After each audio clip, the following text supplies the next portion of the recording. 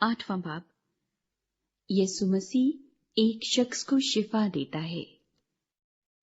जब वो उस पहाड़ से उतरा तो बहुत सी भीड़ उसके पीछे हो ली, और देखो, एक कोढ़ी ने पास आकर उसे सेजदा किया और कहा, ऐ खुदावंद, अगर तू चाहे तो मुझे पाक साफ कर सकता है। उसने हाथ बढ़ाकर उसे छुआ और कहा, मैं चाहता हूं तू पाक साफ हो जा। वो फौरन कोढ़ से पाक साफ हो गया। यीशु ने उससे कहा, खबरदार, किसी से न कहना, बल्कि जाकर अपने तईं काहिन को दिखा, और जो नजर मूसा ने मुकर्रर की है उसे गुजरान, ताकि उनके लिए गवाही हो। सूबेदार के नौकर की शिफा। और जब वो कफरनहूम में दाखिल हुआ तो एक सूबेदार उसके पास आया और उसकी मिन्नत करके कहा, ऐ खुदावंद, मेरा खादिम फालिज का मारा घर में पड़ा है और निहायत तकलीफ में है।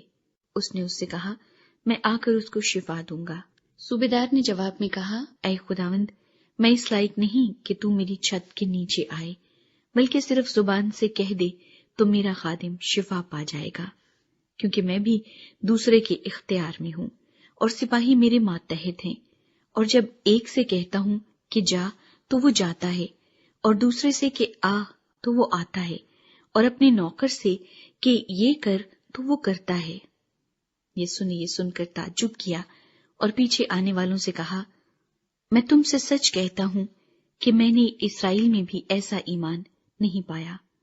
और मैं तुमसे कहता हूं कि वो तेरे पूरब और पश्चिम से आकर अब्राहम और इसहाक और याकूब के साथ आसमान की बादशाही की ज़ियाफत में शरीक होंगे।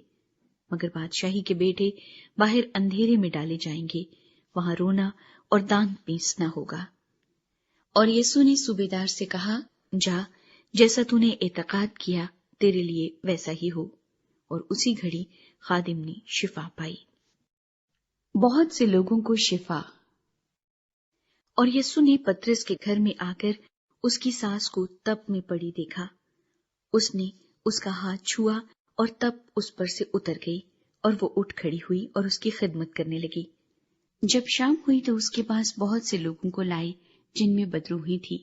उसने रूहों को जबान ही से कहकर निकाल दिया और सब बीमारों को अच्छा कर दिया, ताकि जो यसाया नबी की मार्फत कहा गया था वो पूरा हो कि उसने आप हमारी कमजोरियां ले ली और बीमारियां उठा ली। यीशु मसीह के होने वाले पैरोकार।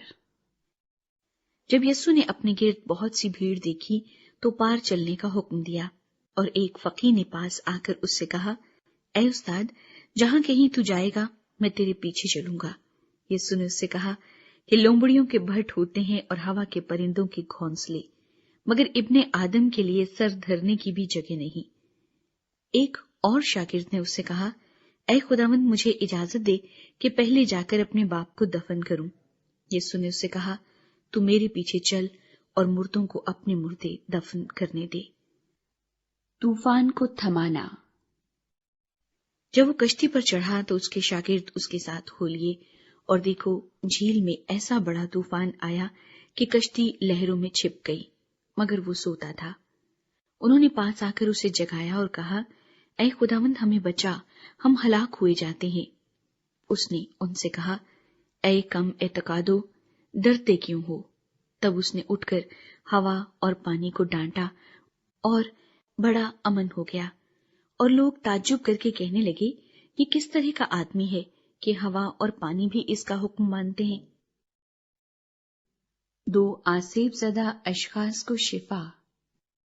जब वो उस पार गदरीनियों के मुल्क में पहुंचा तो 2 आदमी जिनमें बदरूहें थीं कब्रों से निकलकर उससे मिले। वो ऐसे तुंद मिजाज थे कि कोई उस रास्ते से गुजर नहीं सकता था। और देखो, उन्होंने चिल्लाकर कहा, ऐ खुदा के बेटे, हमें तुझसे क्या काम? क्या तू इसलिए यहां आया है कि वक्त से पहले हमें आजाब में डाले? उनसे कुछ दूर बहुत से सूअरों का गौल चल रहा था। बस बदरूहों ने उसकी मिन्नत करके कहा कि अगर तू हमको निकालता है तो हमें सूअरों के गौल में भेज दे। उसने उनसे कहा, जाओ। वो निकलकर सूअरों के अंदर चली गई, और देखो, सारा गौल कड़ाड़े पर से झपटकर झील में जा पड़ा और पानी में डूब मरा। और चराने वाले भागे और शहर में जाकर सब माजरा और उनका अहवाल जिनमें बदरूहें थी بیان کیا، اور دیکھو سارا شہر یسوع سے ملنے کو نکلا اور اسے دیکھ کر منت کی کہ ہماری سرحدوں سے باہر چلا جا۔